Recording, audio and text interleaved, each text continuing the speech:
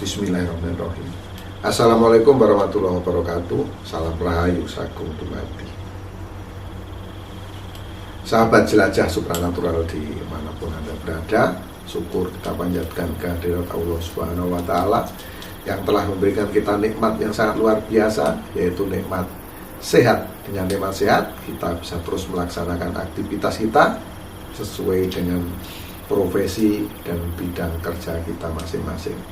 Jadi teman-teman, kita sangat bersyukur apabila kita mendapatkan nikmat yang luar biasa, yaitu nikmat sehat yang diberikan oleh Allah kepada kita. Itu teman-teman ya, itu harus selalu kita syukuri. Dan di sini saya minta support dari teman-teman untuk tekan tanda subscribe, like dan komentar, juga tekan tanda lonceng sebagai bentuk notifikasi. Karena di sini akan terus ada video-video terbaru, walaupun ini akan berjeda teman-teman, akan berjeda ya, tidak seperti channel yang satunya lagi, channel Kitruno Pamungkas itu setiap hari itu diupload, karena itu mengacu kepada Primbon Jawa, kitab-kitab kuno yang ada di Pulau Jawa teman-teman. Jadi di situ harus setiap hari diupload, update ya teman-teman ya, di channel yang satunya. Makanya kalau di channel Jelajah Supranatural ini kita akan membahas pusaka-pusaka yang ada di Nusantara, dan nanti kita juga akan akan jelajah lagi ya, jelajah lagi mencari pusaka-pusaka, walaupun sementara ini sudah lama ini tidak pergi kita menjelajah. Ke depan kita akan melakukan penjelajahan kembali teman-teman ya. Makanya teman-teman harus terus support channel ini. Selain kita jelajah ya kan, jelajah malam, kita akan juga ada menjelaskan tentang pusaka-pusaka yang ada di Nusantara. Nah, pada kesempatan kali ini saya akan menceritakan tentang sebuah tombak yang sangat luar biasa, tombak yang memiliki sejarah luar biasa, tombak yang menceritakan tentang berdirinya kerajaan Mataram ya teman-teman ya. Itu berdasarkan kitab ini teman-teman, Babat Tanah Jawa. Yaitu kitab ini bercerita dari mana ya awalnya, dari asal muasal tanah Jawa ya teman-teman, sampai runtuhnya Mataram, teman-teman di sini. Jadi ini sangat tebal, ini sampai 438 halaman. Nah teman-teman nggak usah mencari atau membeli buku Babat Tanah Jawa ini. Jadi di sini saya akan menceritakan nanti satu persatu yang ada di buku ini ya sahabat.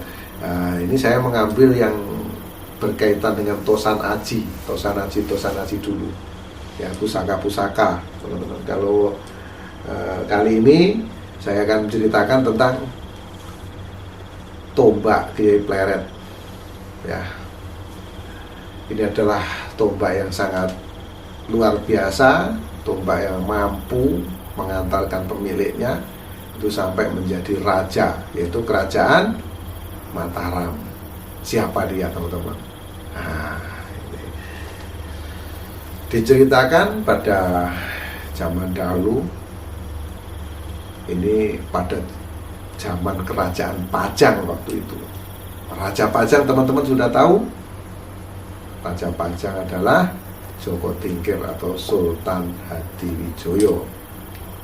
Nah, itu teman-teman. Jadi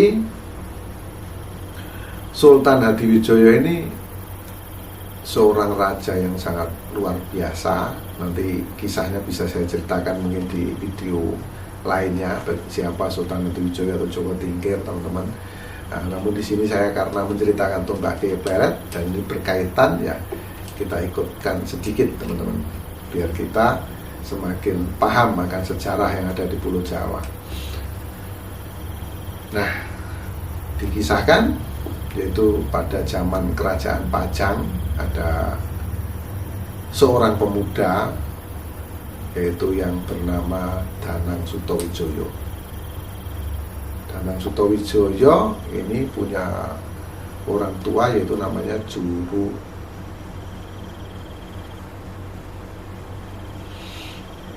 Namanya Ki Ageng Pemanahan.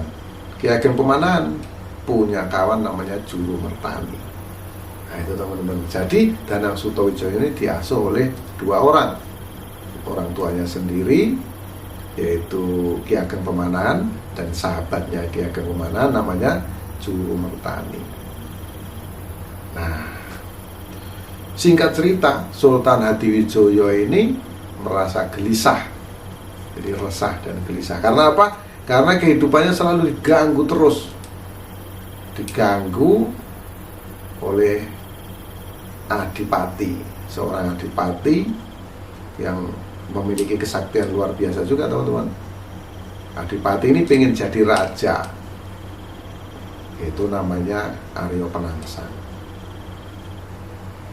Nah, karena saking sudah capek ngurusi Penangsang ini, maka Joko Tingkir atau Sultan Hadiwijaya di situ membuat sayembara.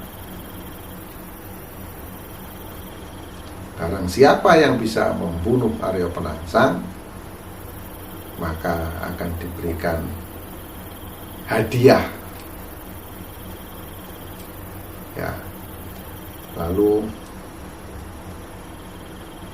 muncullah Danang Sutawijaya tersebut dengan ditemani oleh orang tuanya Ki Ageng Pemanahan dan sahabat orang tuanya Ki Juru Mertani. Nah, bagaimana cara mengalahkan Arya Penangsang, seorang adipati Jipang Panolang yang sangat sakti mandraguna ini? Ini tidak mudah, teman-teman. Untuk mengalahkan Arya Penangsang itu tidak mudah karena memiliki kesaktian, dan Arya Penangsang sendiri juga memiliki sebilah keris yang sangat luar biasa, yaitu keris yang diberi nama keris Kiai Setan Kober.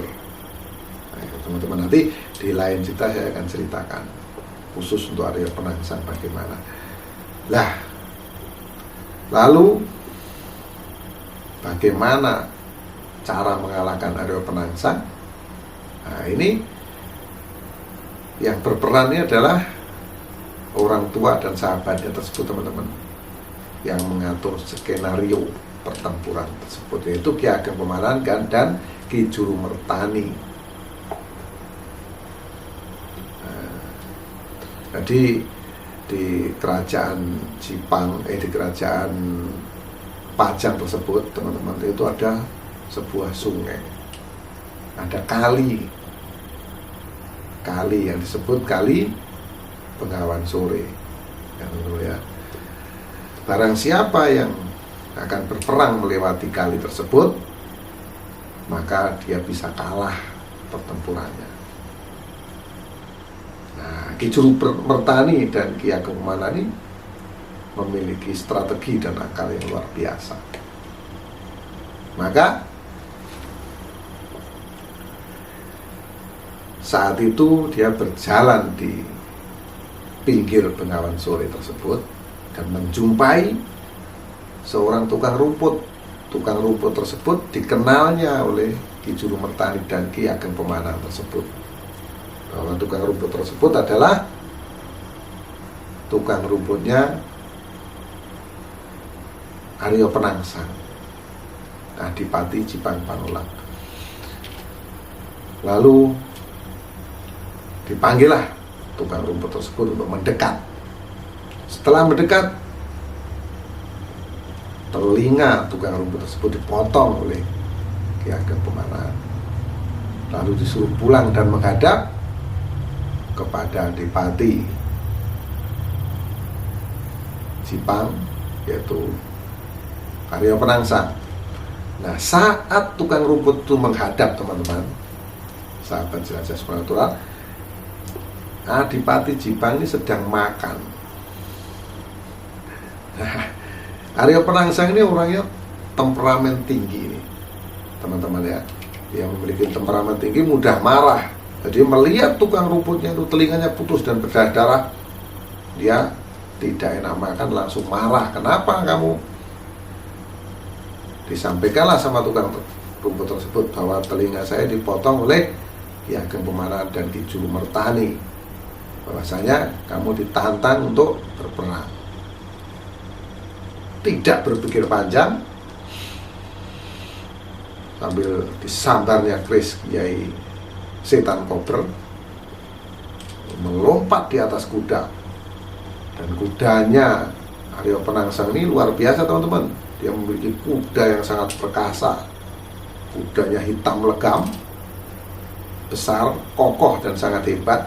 Ini di pertempuran, banyak pertempuran nih, kuda ini selalu membantu dan selalu patuh kepada tuannya. Dia menang terus di banyak pertempuran. Selain Aryo Penangsang ini sakti,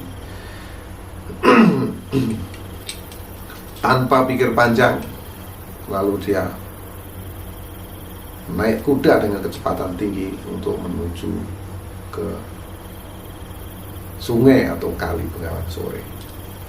Sampai di sungai tersebut, teman-teman, di seberang sana, seberang sungai tersebut sudah ditunggu oleh prajurit daripada kerajaan Pajang. Namun Sultan Hamengkubuwono tidak ikut, teman-teman. Nah, di situ pemimpinnya adalah Ki Danang Sutawijaya, didampingi oleh Ki Ageng Pemanahan dan Ki Juru Mertani. Nah, inilah strategi Ki Juru Mertani dan Ki Ageng Pemanahan berlanjut. Di situ Danang Sutawijaya menaiki kuda betina. Nah, sedangkan kuda Aryo Penangsang yang saya sampaikan tadi adalah kuda yang sangat perkasa, hitam legam. Ya, kuda tersebut diberi nama Gagak Rimang. Gagak Rimang di seberang sungai tersebut, di seberang kali, teman-teman, dia merasa gelisah melihat kuda yang dinaiki oleh Danang Sutawijaya. Danang Sutawijaya menaiki kuda betina. Lalu karena kuda ini birahi, ya teman-teman, ya, dia berjalan menyeberangi Sungai Bengawan. Sungai Bengawan Sore. Sampailah di tepi sungai. Lalu bukan langsung berhadapan dengan Danang Sutawijaya, sahabat jelajah supranatural.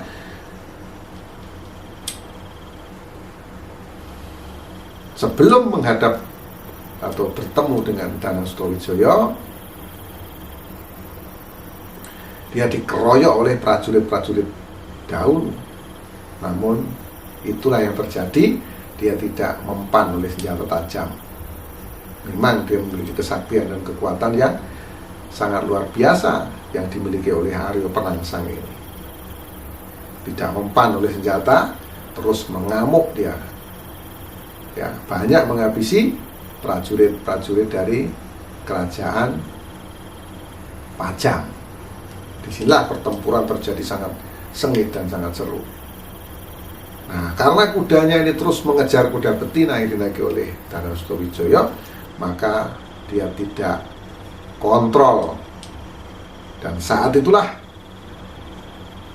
dengan sigap Danang Sutawijaya mampu mendekati Aryo Penangsang dan menusukkan tombak Kiai Pleret tepat di perut Aryo Penangsang. Namun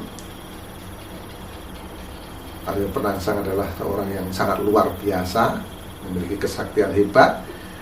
Memang badannya mampu dirobek oleh tombak Kiai Pleret. Kalau dengan senjata biasa tidak mempan, teman-teman. Nah, akhirnya usus daripada Aryo Penangsang tersebut terburai. Nah, karena ususnya Penangsang terburai, bingung. Danang Sutawijaya bingung. Bagaimana cara mengakhiri atau membunuh Aryo Penangsang? Dengan tombak Kiai Pleret sudah jelas mampu merobek perut Penangsang.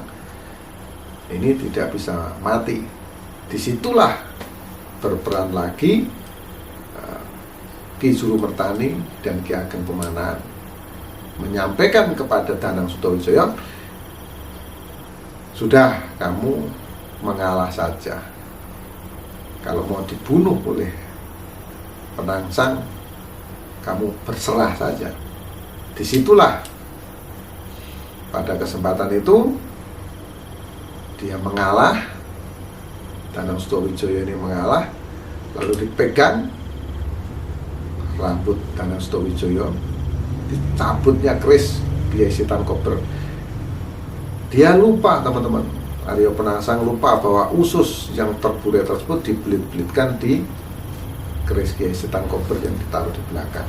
Lalu dicabutlah keris Kyai Sitangkober, putuslah usus yang terburai tersebut. Disitulah maka Arya Penangsang, adipati dari Jipang Paluran tersebut, disitu langsung meninggal. Nah, setelah itu maka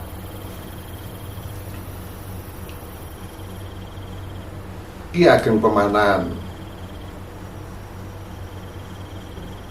diberikan hadiah, yaitu alas Mentau, dan Ki Surumertani diberi hadiah Bumi Pati, yang saat ini hutan Mentau itu lebih dikenal dengan Kota Gede Jogja, teman-teman. Setelah Danang Sutawijaya menjadi raja, maka dia mendapatkan gelar Panembahan Senopati. Itulah sahabat jelajah supranatural dimanapun Anda berada, cerita tentang tombak yang melegenda, tombak yang mengantarkan Danang Sutawijaya atau Panembahan Senopati untuk menjadi Raja Mataram, yaitu tombak Kiai Pleret. Nah, itu demikianlah sahabat jelajah supranatural dimanapun Anda berada. Mohon maaf atas segala kekurangan, kekilapan, kata-kata yang kurang sopan mohon dimaafkan. Akhirul salam, wabillahi taufiq wal hidayah. Wassalamualaikum warahmatullahi wabarakatuh. Salam rahayu sakum dumati. Saksikan terus jelajah supranatural menguak misteri bumi Nusantara.